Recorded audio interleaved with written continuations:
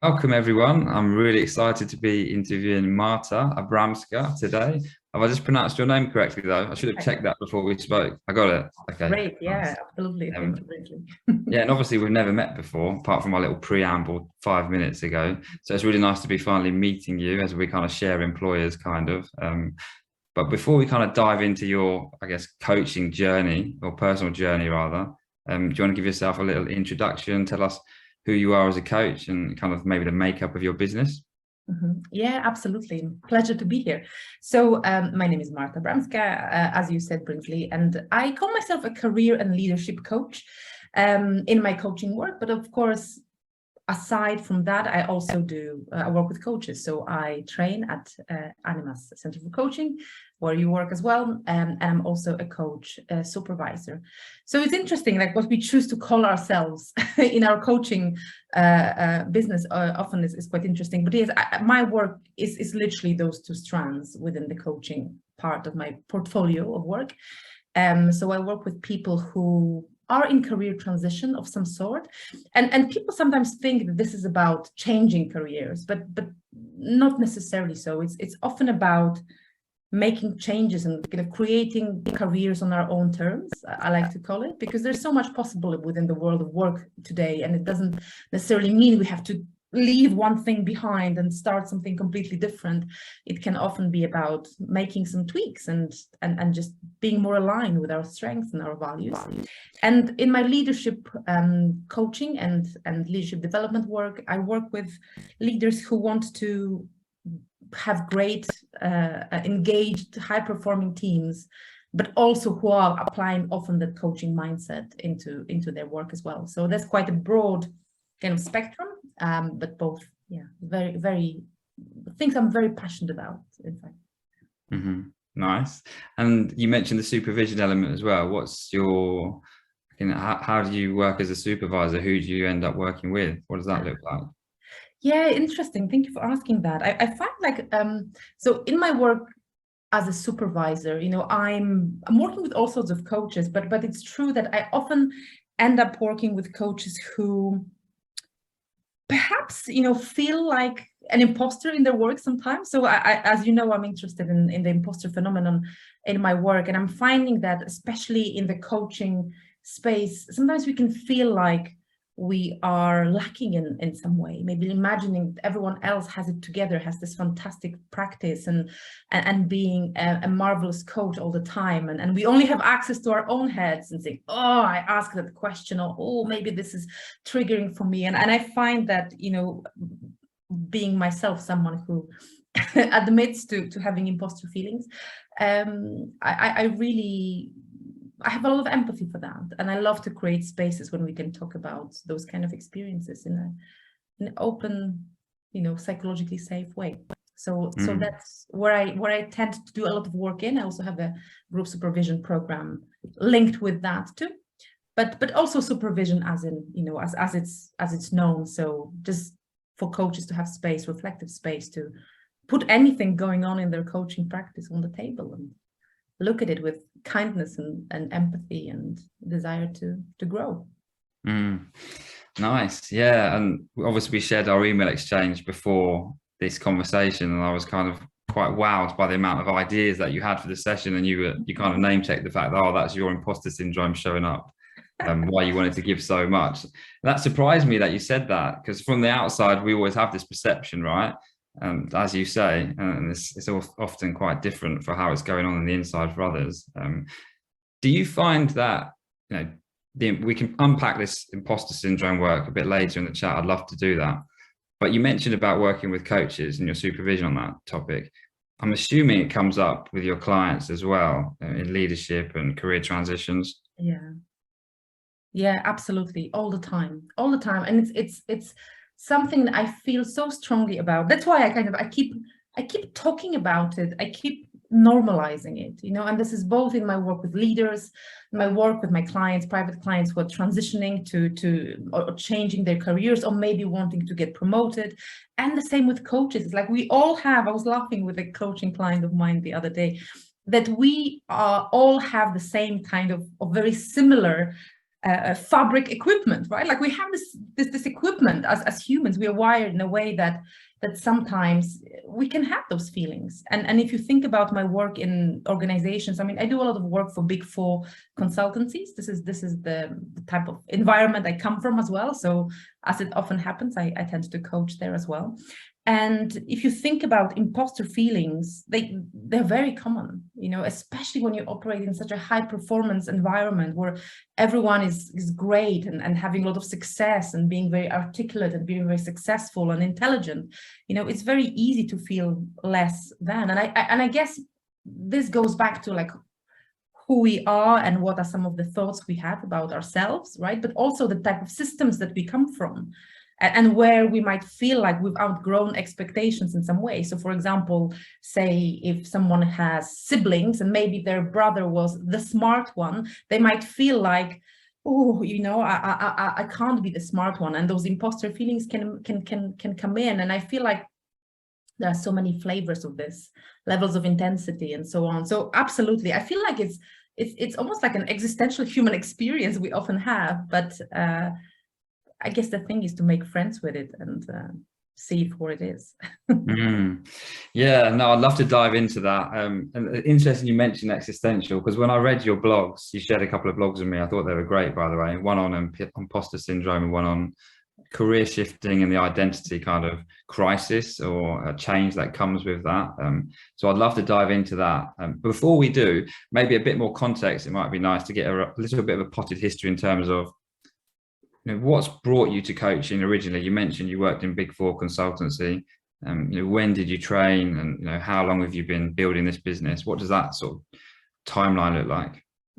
Yeah, happy to share. And I was reflecting on my journey, in fact, in preparation for this conversation, and with great pleasure, in fact. It's sometimes just lovely to take stock of where we are, right? And what was the journey that took us here. So yeah, I decided to make some sort of a change in my life in around 2017. And I was working for a Big Four consultancy, as you said. I was in a job that was, you know, fantastic by so many people's standards, you know, and I enjoyed it. It's not that it wasn't fun. Like I was working with very smart people.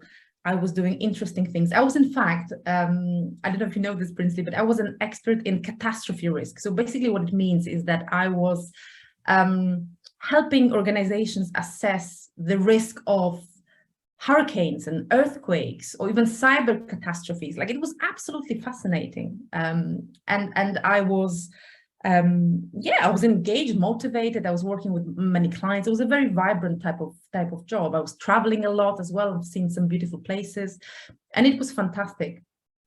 However, like on my journey, I had a few kind of like wake up moments, and it's interesting to think back to them. And so for example, when my son, I'm a mom to a teenage boy, but when he was, I think he was 4 at the time, he asked me, so Mom, when there is a catastrophe, how do you help people?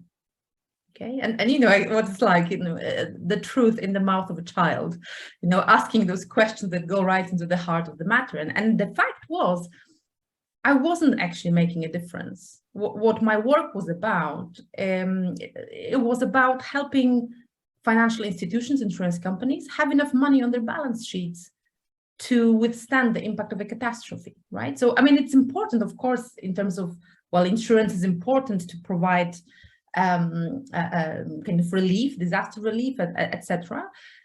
But I guess it wasn't my kind of purpose barometer wasn't really aligned with that, because what I realized is that what really got me out of bed in the morning was working with my teams, right? Like working with my teams, developing others, having conversations. And it's interesting because I remember like sometime in my career, I took the Gallup Strengths Assessment. Do you know this tool? I did it. I did it with my first coach I ever worked with.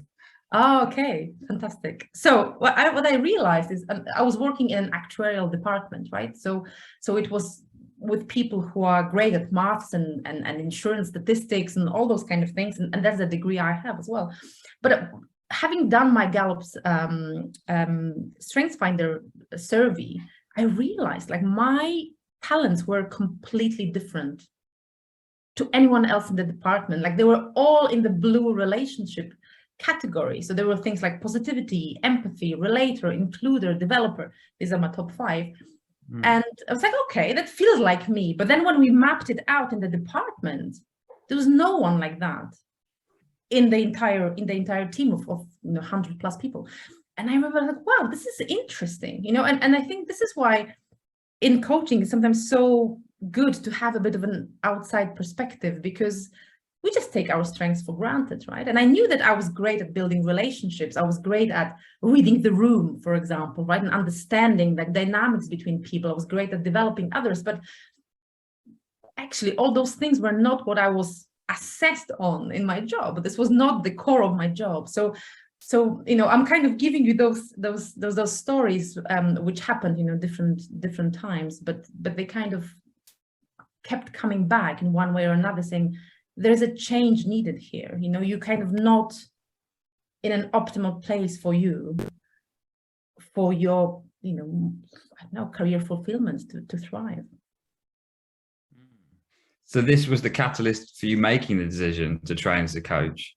Yes, right. It was the start of something developing, and I guess what I wanted to do first is I wanted to do it in a slightly less kind of abrupt way than I did.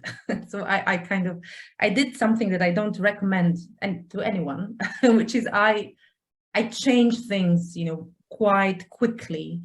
On a number of different layers. I'll get to that in a moment. But what I was initially thinking about, maybe like making some change and a softer change, but that somehow it didn't come about. And I was looking for role models, like people like me who make change like that, but I couldn't find anyone. Like it's quite interesting when you are in an organization, in a corporate space, like there will be so many people working towards just one vision of success.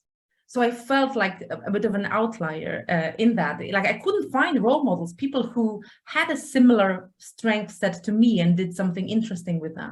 So what I decided to do is to change everything. And basically, I turned my life upside down. So I lived in London at the time. I worked in London.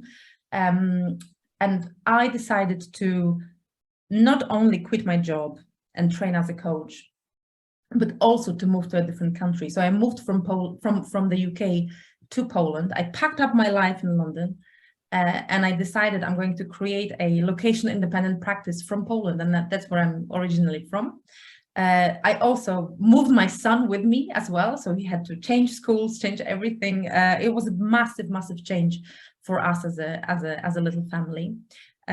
But I felt like this is what I needed to do. Like I felt like a change was needed on a number of different dimensions. So I went for it. I trained with Animas. That was in 2018. I qualified that year as well. And then I went on to build my practice.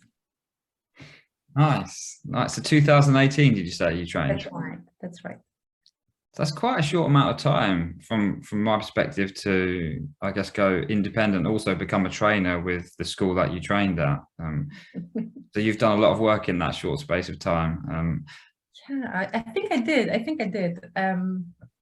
It's been a very interesting journey, and I, you mentioned identity at the beginning of our conversation, and I feel like probably the biggest journey for me was to untangle one professional identity and build my new one kind of on my own terms a little bit. And it feels like, there's so much of us kind of wrapped into who we are professionally, right? So I was this consultant and I was running projects and I was dressing in a certain way, walking fast, on the streets of the city. And it took me quite some time to kind of decompress from that a little bit and then to build something new, when I could think about like which parts of my old identity really serve me like, getting things done, right? Or kind of being able to handle different things at the same time, like things that consultants do.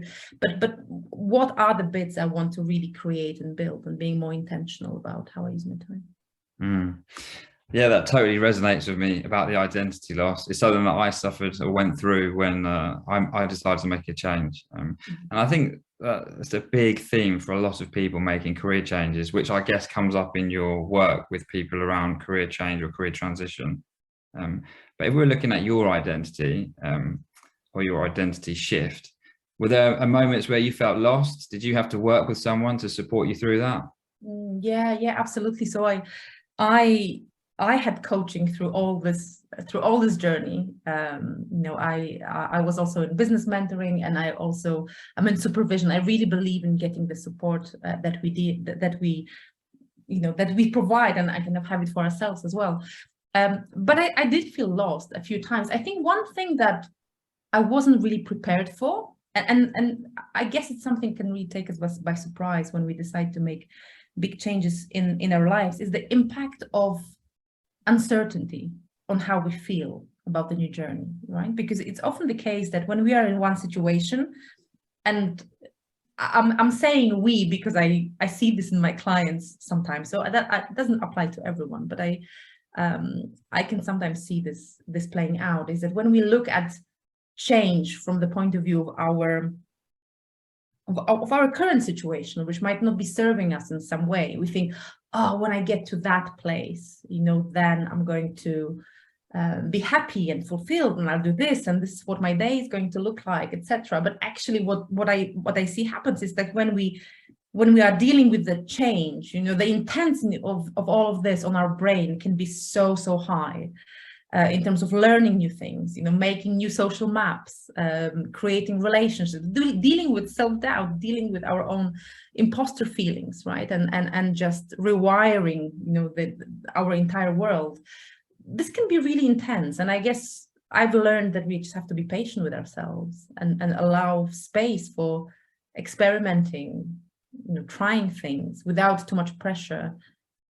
Yes, it has to work, it has to work. I have 3 months to build my practice and that's it. Just budgeting for that transition time, that kind of liminal state. It's quite important, I find. Was this your experience too? Was it my experience? Good question. I just felt completely lost. I felt completely lost. I didn't know. I remember thinking, I don't know who I am anymore, and I need to figure it out. For me, it was about being so wrapped up in my career and that being part of my identity, that when I didn't have that career anymore, I felt like I needed to find an identity to kind of anchor myself to. But actually, there was a middle bit that needed to happen. That was more thinking about who I am as a human being before I made choices about my next career. So I think that was it for me, really. I'm kind of at a different journey to you, I guess, in my coach development.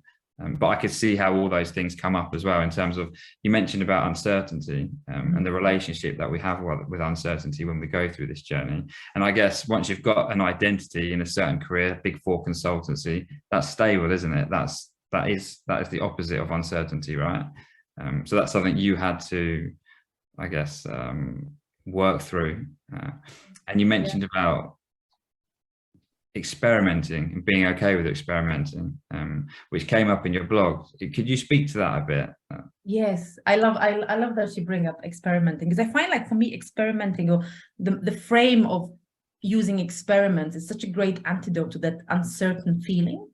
Because yeah, it's like you say, we have certain kind of simple stories about ourselves, right? Like, I am a Big Four consultant, I am whoever I am, I'm a doctor, I'm a lawyer, right? And they come with a certain status, maybe, right? Or a simple way of explaining ourselves. And then when we leave that behind, then we feel kind of, I don't know, sometimes we can feel a bit like naked, is the word that comes up for me, as in, well, who am I without that? And I find that experimenting is a great mindset to take some of the pressure of figuring the next thing out, immediately. And I remember I spent a lot of time experimenting in my business, and I was trying to understand, like, how can I merge my coaching skills my brand new, fresh, coaching skills that I got by doing the diploma with Animas. How can I blend this with everything else that I know, that I am, everything I've been through, a number of different experiences? How can I blend it in a way that feels truly mine? And often I find that people think that when they do the training to be a coach, then you go and become a coach, and that's kind of who you are, that's your identity. But I'm sure you'll agree with me that there are so many different flavors of being a coach and combining coaching with so many other things. So I was trying to figure all of that out for myself, and I didn't know like how much consulting would I be doing, how much coaching, what would it look like? And I did a lot of what probably could be only described as throwing spaghetti on the wall, right? So really that phase where it's about different relationships and trying collaborations, trying what works, what doesn't, and actually I think failure is such an important part of that, isn't it? Because an experiment is an experiment because it comes with some sort of a learning, right? And it could be, yes, this is great for me, or well, no, this actually wouldn't work at all.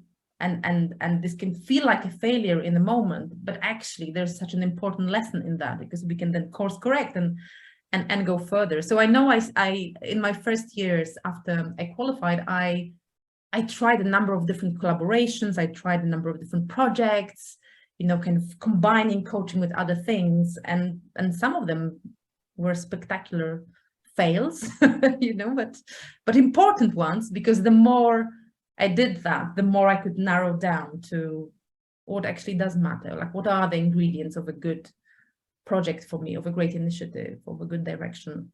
So I feel like that experimenting is important, and it's almost like, and also setting up for allowing that space as well. So I often see that coaches really want to have a website or have business cards or have things that almost like cement their identity a bit. So saying like, okay, this is my logo, or this is what I'm going to say on my website. And that's fantastic, because I find like there's a part of that process that's about discovering that new identity and asking ourselves those questions. But at the same time, like not being too quick on cementing that new identity, but like allowing space for iterating on websites, in our copy, in our presentation, our brand, and so on. Yeah, I guess it's really an evolving thing, isn't it? When we're doing bios, logos, perhaps niching, not niching. I mean, even the title of this interview is kind of a personal journey to coaching success, but it feels like the words coaching success needs to move, because I guess that's just constantly being redefined. I mean, is your version of coaching success constantly being redefined? all the time, absolutely. Yeah, and I guess it's interesting. I mean, as you play the title of our conversation back to me, I'm really thinking about that destination addiction again, right? Like, I'm going to be happy when, I'm going to have the success when, but actually a lot of the journey I've been on, and something I would always give as advice to other people is really aligning our journey to what do we want, like right now, like how can I optimize for that successful day, week, right now, right? Like, I remember I was in a conversation recently on a workshop with a group of coaches, really experienced coaches with lots of great success under their belt, doing interesting things, writing books, and just being fantastic in so many ways. And I remember the conversation was about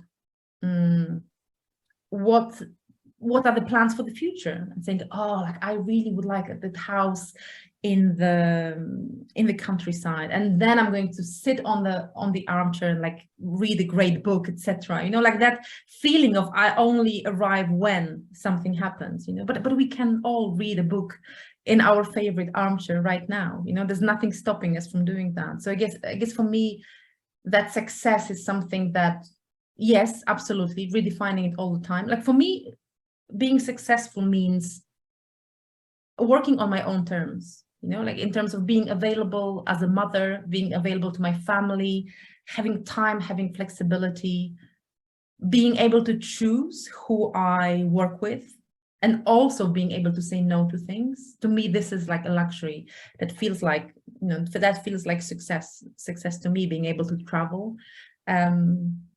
Absolutely, like I'm really finding it all the time, but in a way of connecting even more with what matters the most to me, because we all have our different definitions, don't we? For sure, we do. Yeah, no, I love that idea of you being able to kind of turn things down and spend more time with your family. I guess that's a big part of why coaches are drawn to being self-employed, that freedom, as well as the work itself. Just a couple of things I wanted to pick up on that you spoke about before was the term experiment is a nice thing to use, actually, isn't it? Because it almost implies that it's not a goal. It doesn't matter what happens. If we use the word goal or plan, that feels like a fixed destination, to use your destination terminology, where experiment feels like there is no real destination. And sometimes the language that we use when we approach business and developing something can be so important by how we engage with it. And what I take from that is, I guess, these are things that you've figured out on your journey, and the awareness of this has helped you support others do the same in the work you do in their career transitions. Would that be fair to say? Yeah, absolutely. I love your take on this, Brinsley, because it's true. Like, it's a completely different frame, right? Like, if you set up an experiment, almost like the goal is, I want to learn something here. And even if it doesn't work, like the experiment doesn't come with, I don't know, like some financial success, right? Like I'm taking things from it. I'm using the findings from this experiment to my next one. We can be intentional about what do we want to experiment with, right? Like, I often think about, do we like, say, speaking to people? Like, what kind of experiment can I set up to know if I will want to do public speaking as my main client acquisition thing? What kind of experiments can I set up to see, like, do I work with other people better, or do I work by myself? What kind of experiment can I set up to see, like, what type of social media engagement works for me? Like, there's so many experiments we can set up. And I love what you say, like, if we set it up like that, then failure is a positive, right? Because we are learning and we are constantly iterating towards that vision of a life that we want. And what experiments did you make that didn't work out, or any particular standout failures or experiments that didn't go to plan? I guess we won't call it a failure because it's an experiment, but any you recall? Yeah, I very I guess, okay, I have a few, and I'm kind of being careful, consciously, who's going to watch this this interview, not to recognize maybe themselves as part of that experiment. But I guess for me, maybe the biggest experiment, the most important one, was when I moved from the UK to Poland. I was really thinking about, which market do I want to focus on? Like, am I still working in the UK? Am I actually setting up to spend more time in the Polish market? And it's interesting because I was kind of brought up professionally in the UK. Like, I moved to the UK after I graduated from uni, and all of my professional work has always been in the UK. So when I moved to Poland, I was thinking, well, how, like, is this where I can add value? Like, will who I am actually make an impact here? What kind of challenges do leaders face here? What challenges people who want to transition to a more fulfilling career will face? So I guess for me, experimenting was intentionally engaging in different activities, maybe running workshops, maybe going to networking events. I also started a podcast in Poland, and I did that for a while with a really good friend of mine, and really understanding, like, how does this resonate, right? So not setting it up as, I want to have a successful branch of my coaching practice in Poland, but rather, how can I test what I'm bringing here and seeing where there are some points of resonance and where it actually is not the right place. So so in fact, I experimented for quite a bit, but then I decided to focus most of my work with the UK, and also I do some work in Switzerland as well, just because, like, I realized, like, Poland is a great place to work, but I would need to translate everything I do into another language. And actually, practically, this meant it was tough. And also, the who I am, like who I am as a leader, who I am as a person, was very much created in a different system. So that's a decision I took, to actually focus more on the UK and other places. So it's those kind of experiments that really help. But in terms of, yeah, some collaborations were quite interesting. I guess you just find out about who you are with other people and what's important to you as well, without maybe more details at this stage. Sure, yeah, I don't want to dig too much into that. So I think I read on one of your blogs was about your, I think you mentioned you experimented with social media and you realized it wasn't for you. Was that correct? Have I got that right? Yeah. So I guess, yeah, social media is an interesting one, and I guess I really, it's not my favorite place to be. Okay, like I need to say this as it is. It's not my favorite place to be. And if I think about social media, and I go back to the LIFE acronym that I learned from Nick. I'm sure you know this, Brinsley, right? Like the acronym of LIFE, which is really about like, what is the lifestyle that you want? What is the impact? What are the finances? And E stands for emotion. And I think the E is almost, for me, the most important part of that LIFE acronym. And if I think about the emotions I experience when I market myself on social media, I don't know, it can feel a bit, I'm looking for the right word, but sometimes not as pleasant as other places to hang out to. Maybe that's the way I would say. Because there are algorithms, because there are ways in which sometimes our message might not be seen, etc. So I do use social media. Like I do use social media sometimes to share maybe something I'm doing or to connect with others, of course. But I don't rely on social media for my business almost at all, because I know that feeling of posting things, waiting for engagement, and how many things people see, and also how, for me, mental health also means being very boundaried from social media. That to me also means, well, I don't want to be making social media the main place to connect with clients either. There's something about integrity within that. And I must say, like, I never relied on social media to build my business. So it can be done, for sure. I think that's something I often like to emphasize, because sometimes coaches can think, well, you have to be in social media, you have to be consistent and do posts twice a day, etc. That's not true. I don't think that's true. You can do it your way. I'm happy to hear that, because the next question I was going to ask you was, there seems to be this perception, or maybe at least it's mine, that on social media is where you need to be if you're going to build a coaching practice. And I guess, of course, if you go on social media and you're friends with lots of coaches, you're going to see people doing that. You just don't see the people on social media that don't use it because they're not there, right? But it is a common misconception, for sure.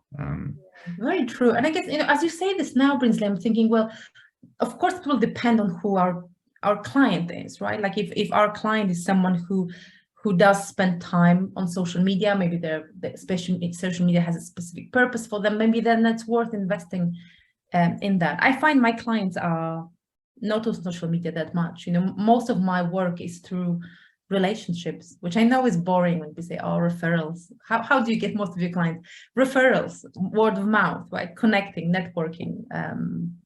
That's what tends to work for me, which I know it doesn't sound very kind of practical as advice, but I think that's what tends to work the most for me. And yeah, I guess that's your uniqueness, which I kind of wanted to put, I guess, a string that I wanted to pull out from one of your blog posts. As you mentioned about supporting people find their own uniqueness as coaches, has been a big part of your supervision. What is your uniqueness as a coach, if you don't mind me turning that question back around on you? I think we are all such unique people, aren't we? Right? Like there's a combination of what we bring. Like if I imagine like you, Brinsley, right? Like as a coach, like you will have your own sense of humor, your personality, like your energy, your curiosity, everything that you've been through that has made you who you are, and it will make you ask one question versus another. And I feel like this is so special, but sometimes we don't tap into that enough, because when we start our coaching practice, it feels like, well, there's the ICF and our coaching school and all those things that we need to do in order to be professional coaches. And it's easy to forget some of those human qualities that actually do make us unique. Just, you know, like our fingerprint is unique, like a snowflake. We're all completely unique. So I guess to answer your question, I think, you know, like my unique combination of experience and strengths, right, and the quality of the space I create with my clients is unique. And yeah, I'm a bit modest, so I'll leave it at that maybe. You are modest, yeah. I was thinking along the lines of warmth and energy is something that comes through from my experience, even before meeting you today, just watching some of your recordings within in and around Animas. Definitely something that comes up in my experience anyway. So, I mean, I'm conscious of time, and I really wanted to cover a bit more about imposter syndrome and your experience of that as you've built a journey, and perhaps what you share with other coaches and clients that go through imposter syndrome. I know we touched on it briefly earlier, but did you want to add to that slightly and maybe talk about your experience of it first? Yeah, absolutely. Very happy to. And also what we can do, if you want, Brinsley, we can signpost another presentation that I did on imposter phenomenon for coaches on the ICCS summit. That was into 2021. There was a presentation. I know it's on YouTube as well, so maybe this is something people can Google or look for on YouTube if they wish. But I think for me, the main idea here is, I found that there's so much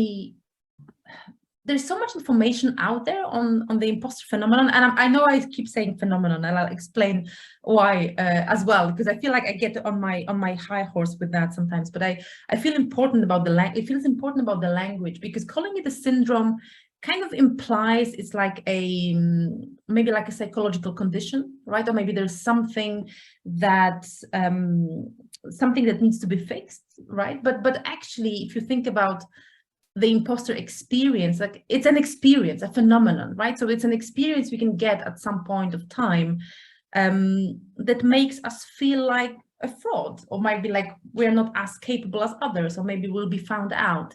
And I guess I feel so passionate about calling it a phenomenon because sometimes it comes and goes, right? Like there'll be different levels of intensity of that experience for different people. Also, for some, it's there all the time. For others, only at times of significant change, perhaps. It's like a very human experience. So hence the name, kind of, as it's properly known in literature. But my experience of it was, I have a long-standing history of feeling like an imposter, and a story I also mentioned in the other presentation was, I remember when I was hired in my first job, I was absolutely convinced that it was a mistake. My boss, he was American, and that was quite a few years ago now, and like internet wasn't as maybe populated with things at that time, and I was convinced that as an American, he didn't understand how much worse my degree was to everyone else who's been hired on the graduate program I was on. There were all the people from Cambridge and Oxford, and I felt like such a fraud. I was convinced he made a mistake, and I kind of told myself that story for a long time. But then what happens? Like I was working very hard. Like I've always been a hard worker. That has been something that I used to compensate, you know, for some of my feelings of being less adequate than others. So I worked hard, and I had some successes, and my career was going well, etc. So I kind of forgot about it a little bit, unless there were times when I was promoted, maybe, or having a big jump in responsibility. But then when I started working as a coach, like it came back so vividly again, because I was thinking, well, who I am to be calling myself a coach? Like there are so many coaches out there with all those accreditations, with all those degrees, and with so much thought leadership, and who am I? I remember feeling that quite intensely, and I remember like the paralyzing quality of it as well, because the thing about the imposter phenomenon, it very often can make us do two things. Like we either work really hard and over prepare, or we can procrastinate, right? And like Clance, Pauline Clance, who's one of the founders of who coined the term imposter phenomenon, she talks about it as a cycle. So it's a cycle. Like, let's say we have a task that's performance related, right? Like maybe we have to give a presentation or something. So we would go from there, and then as we think about this event, one of those two things happen. Either we like do so much work and over prepare and like read everything that there is to read about it and really work crazy hours to make this happen, right? Or perhaps we procrastinate and don't do it, or maybe do it at the very last minute. And then what happens, and this is important for the imposter experience, is that if it happens and it's successful, say we did the presentation, it's worked well. So if we have a tendency to over prepare, then we almost like we buy into this belief that, well, of course I worked so hard, that's why it was successful, kind of setting a bit of a precedent, and that becomes the go-to strategy for success. Like, I just have to over prepare. And then I say, okay, I worked so hard, that's why it was successful. And on the other side of this parallel, if we procrastinate and it still turns out all right, then we say, I was just lucky. I was just lucky. It was just luck. Okay. And what happens is that it really leads to that feeling of being inadequate, because like, I work so hard, that's why it happens, or it was just pure luck. So we don't internalize what we've done that was really good. And that's a bit of a cycle, because next time we have a performance related task, something challenging to do, we might go again to this pattern. And I guess it really can lead to burnout, right? If you think about the over preparing side of things, I see that a lot in organizations, but also with coaches, that over preparation can be so taxing, you know, in terms of our emotional health, and procrastination as well, because then we might not do things that we want to do out of fear of being found to be incompetent. So yes, that's kind of how I see this working. But of course, for coaches, it has so many other implications as well, which I go into in the other presentations. I'm not going to repeat that, but it can make us feel like, you know, we're not the best coaches we can be.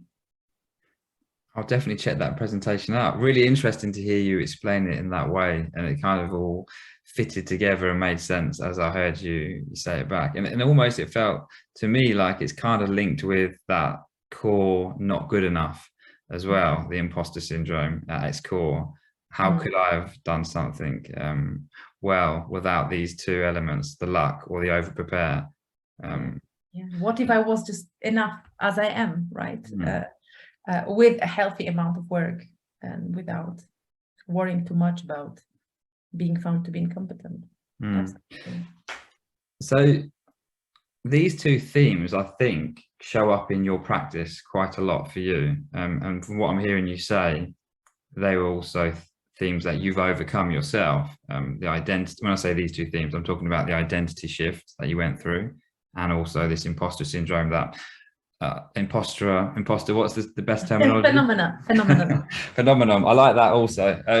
So I guess what I'm seeing is you being drawn to your lived experiences, which in a way I see a lot of coaches get drawn to their lived experiences, which show up in their work. Would you agree with that? And are there any other things that you're not honoring in your practice at the minute that perhaps you want to bring in that's part of your lived experience? Yeah, it's interesting you mentioned that. Absolutely. I think that's, you know, we are drawn to the things that perhaps we've overcome ourselves, or perhaps we spend time thinking about for ourselves too. And I guess, you know, with the imposter feelings, I would say like it's something that it's an interesting one. I don't think I've overcome it, or I'm not sure if it's possible even to overcome this. I think it's about just making friends with it and saying, oh, okay, there you are, imposter voice in my head. Okay, thank you very much for wanting to keep me safe. But I think it's just about befriending it more than anything. I'm very aware of this, and I'm aware of where it might just show its head. But then it's about what I choose to do, right? Like, rather than having the having the pattern run me, as in, okay, and I need to over prepare or maybe procrastinating. I make sure that I show up regardless of what I might instinctively want to do, as in hide or run. But absolutely, I think this is what makes working as a coach so meaningful and purposeful, because we can be or create a container for people to work with things that are important to us in some way. And I guess, of course, the fact that I identify as someone who might have imposter feelings sometimes doesn't mean that every client's experience will be the same, right? Like it will, I find like it's, and sometimes I have a bit of a love and hate relationship with that term. I think it has its disadvantages, right? It can be kind of stigmatizing, and the word syndrome kind of, I don't like it very much, but it's a bit of a catchphrase for quite a few things that might be going on for us, as you say, Brinsley, right? Not feeling good enough, or maybe being a bit of a perfectionist, or whatever that is. So I guess like it's a door opener as such, but I'm really mindful of how varied the experience of my clients is, and how it's showing up in different contexts, whether you're a coach, whether you're a leader, whether you are working on making a great career for yourself. Different flavors, which I might not be familiar with, because it's human experience. Exactly that. What I'm taking from the conversation is you've gone through these life changes, you've identified certain things showing up for you, such as imposter phenomenon. You've raised an awareness of these, and you've worked through them as you trained as a coach. And then these themes come up in the work that you do. And I noticed in your about section, you name checked, I think, positive psychology, neuroscience. Even when we were speaking earlier, you were talking about parts of the brain that show up for us when we're going through this identity change. How did you kind of all land in these areas? Was this, again, experimentation, just trying different types, approaches, topics? Yeah. Oh, that's a great question.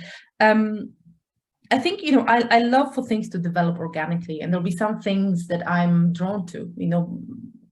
My curiosity might go into certain areas. Like I've always been fascinated with our brain, and like what can we learn from neuroscience that actually helps us to have empathy and self-compassion, for some of the things we're going through. If we think about, for example, the fact that we, as humans, we are not wired to love uncertainty, right? Like we're not wired to do that, because our brain's job is to keep us safe. And if we go into the unknown patch of the woods, there might be like a beast lurking in the bushes, right? So some of the things we experience in our day-to-day life might be coming from the equipment, as in our brains, for example, and we can understand that a little bit and have some self-compassion. So I guess I'm just drawn by my curiosity, and I combine things in a way that make sense for me. So I do love some aspect of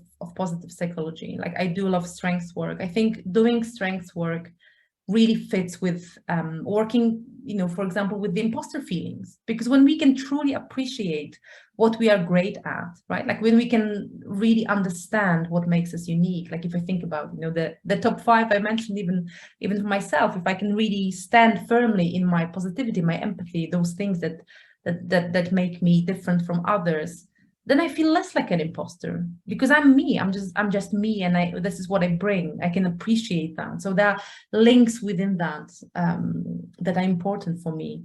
But I also bring, some of my other kind of backgrounds from the past. So if I think about my uncertainty work, I used to work, as I mentioned, in risk management, and managing uncertainty was all about that as well, right? So how do you manage the uncertainty of a big catastrophe? Well, I can't help but think about the same thing in a coaching context. How can we manage the uncertainty of our lives? How can we use different, approaches, tools? How can we understand it, and prepare some contingency scenarios?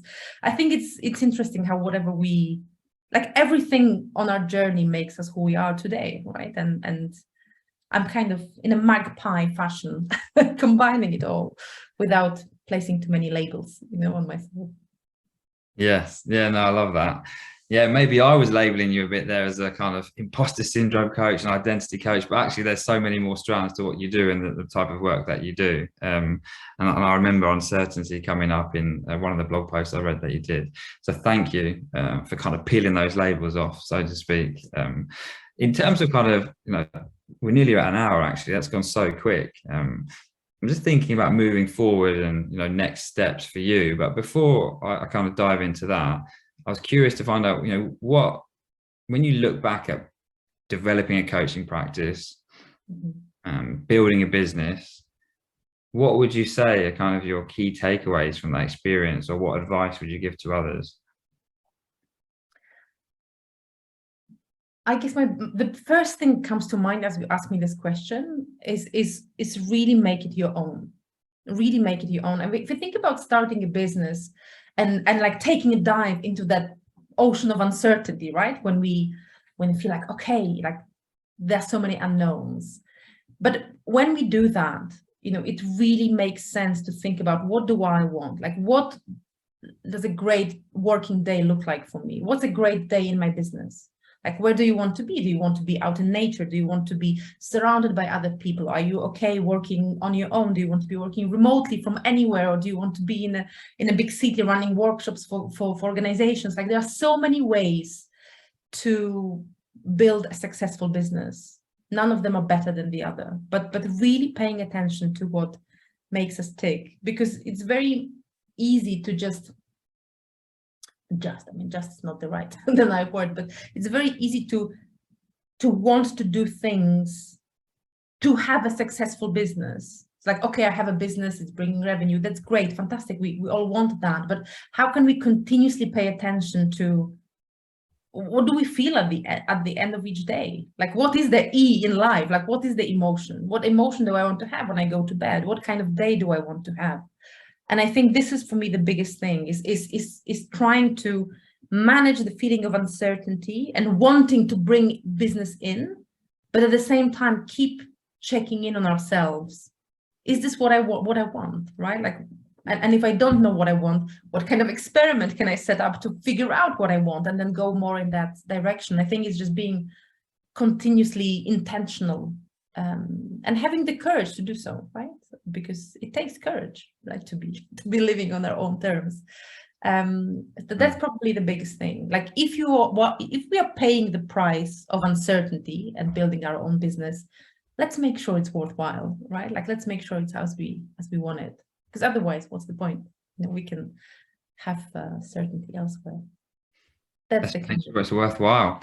Sorry to cut across you, but I love that. Yeah, I like that line.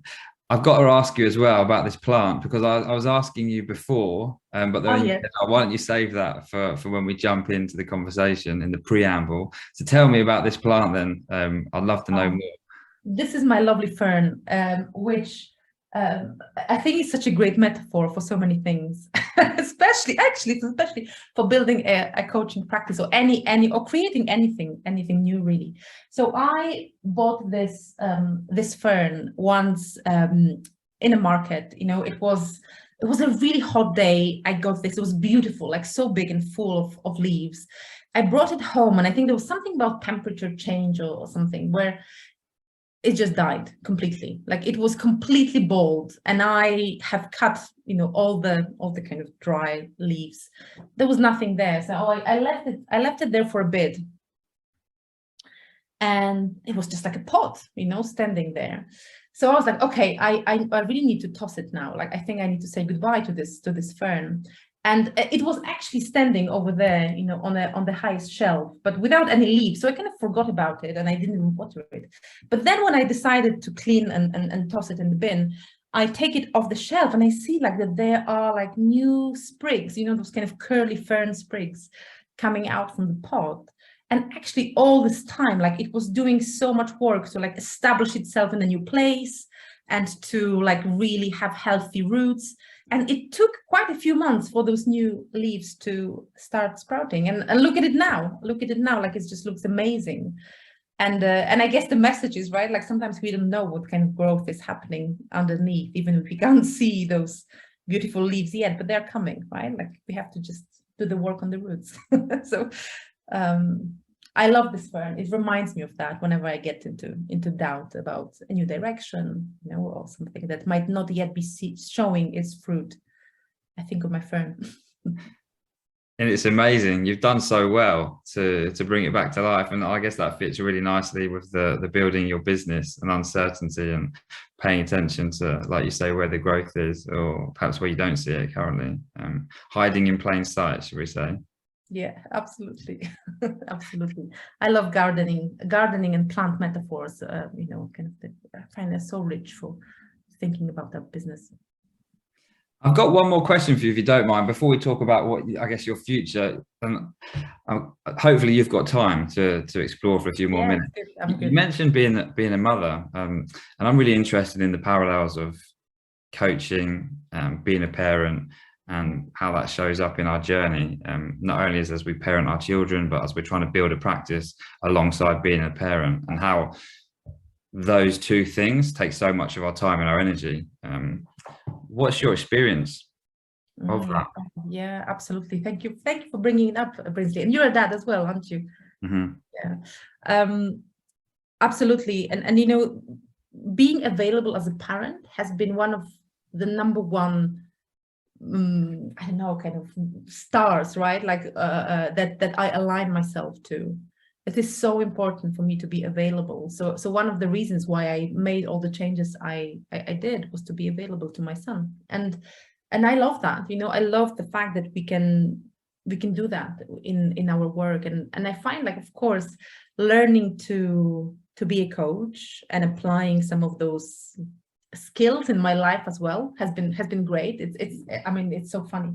Sometimes my son would ask me coaching questions back. I can't help sometimes. And the funniest thing was, just recently we had a conversation about something, and my son asked me, "So, Mom, what are you taking away from this conversation?" And I thought, oh my goodness.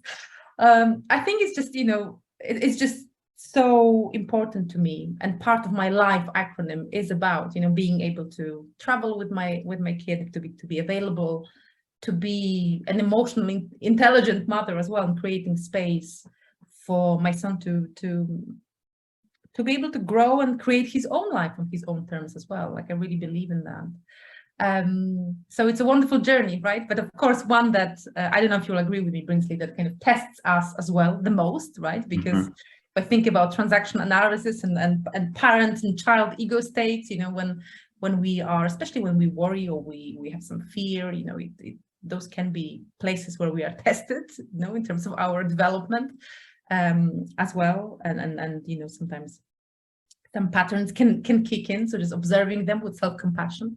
It's a super important role, you know, and I love that I'm able to combine it with my work in a way that has space for both. But yeah, new challenges as teenage years become the main focus of my journey.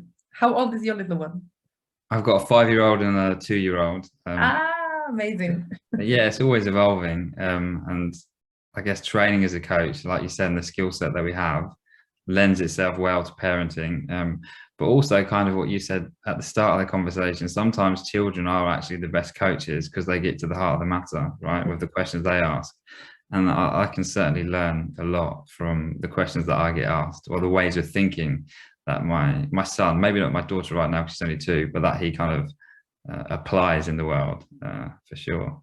Amazing. I think there's a whole nother conversation around parenting and coaching, but we're in the last few minutes. Thank you for kind of running over. What's next for you as you develop your coaching practice? What's in the future, or maybe it's just uncertainty, who knows? I think I'm really embracing uncertainty at the moment. I'm really embracing it because I think where I've been on the journey in my practice was to use a gardening analogy. Like, there was a lot of sowing to start with, right? Sowing, and some things did grow, some things didn't grow, part of the experimenting we talked about. And now, like, I feel like my garden is quite established, you know, there's some beautiful plants in it, but also, like, there are some new areas that I'm growing, you know, like on the side. Perhaps they're not maybe the main kind of revenue bringers, right? But there's some new areas where I'm experimenting again, and doing some things, doing some work, some research, creating new things. And I just want to see where they take me. I think I'm very happy where I am with kind of where things are, but yeah, kind of embracing the organic growth of it from here onwards. That's why. Nice. Well, enjoy pottering around your garden and seeing what comes up in the beds as they grow. Thank you so much for the conversation. It's really nice to meet you, get to know about you and some elements of your practice and the experience that you've had as you've built your practice. I really appreciate your honesty and everything you shared today. It's been great. And thank you. Thank you so much, Brisley. Thank you for giving me the space to share all of this. I really enjoyed that. Well, we'll see you next time. What we'll do is we'll put your website and some of the blog posts and I think that imposter phenomenon, we'll put that all in the comments so people can reference those if they wish. Is there anywhere else that people can find you other than your website? Where's good? Yeah, as I said, social media is not where I'm spending a lot of time. So probably my website, yes. And yeah, and there's also sometimes, I'm part of different Animas events as well. So there's a workshop on uncertainty that I'm running at the conference that's next week. But of course, I don't know when this interview will be made available. So maybe this will be later. But yeah, Animas events and Animas training space as well. Thank you. Yeah, I think it will be published after that event, to my knowledge. But for sure, we'll put your website in the comments and yeah, people can catch up with you there. Thank you, Marta. Have a good day. Thank you so much. Have a good day.